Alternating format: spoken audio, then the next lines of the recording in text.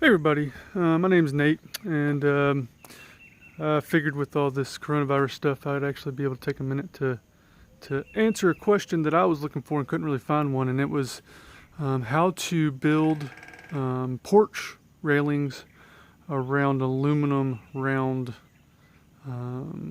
pillars. Um, so we're living in a 100 plus year old home. Um, let's see if I can get this. Um, well, here we go. Let's see. So if you see the porch there, it's a pretty good drop. Over here on the low side, it's probably 2.5 foot. Over here on the high side, probably 4 foot. And we got two toddlers running around. But here's the issue that I ran into is one, is we didn't want to drill into the porch, the concrete, and the other is these pillars here. They're hollow, I believe, 1/4 inch aluminum pillars, and they're weight bearing. They're holding up the upstairs and the roof to the porch. So I was trying to figure out a way to build some railings around that, and most everything I came across was either tapping into the pillar, because most of the time they're wooden core pillars, or drilling into the concrete, which again we didn't want to do. So what it ended up doing is I took a measurement of the circumference of the pillar and then used Google to figure out what the diameter was. So what's the length all the way across? And I came up with this. So for mine, it's a 12-inch diameter, so 13 inches on each side.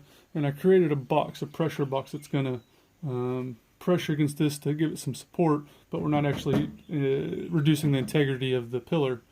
And then I did the same thing around the pedestal down, let's see here, down here. Now there's a couple things I wish I had done different, which if I were to do it over again, I would do. So get the diameter there, create your boxes, and then what I wish I had done is I had taken the difference between the top and the bottom, because the pedestal's a bit wider than the diameter of the pillar, and I wish I had done solid pieces across the 2x4s there to build it out to being equal in length. I was doing it by myself, so what I ended up doing is I attached this 2x4 here to the one on the pedestal, and then up here to hold it in place as I went around and filled in the gaps.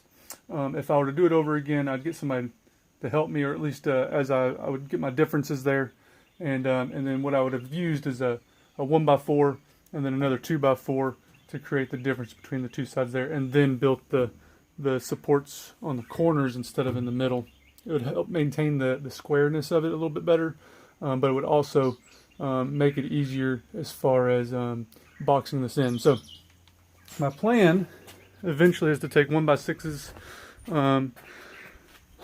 and box in the entire thing so that it looks like a solid decorative piece rather than just an add-on addition. And then I just did simple X's as the railings, just to maintain a little bit of simplicity and cost as far as materials.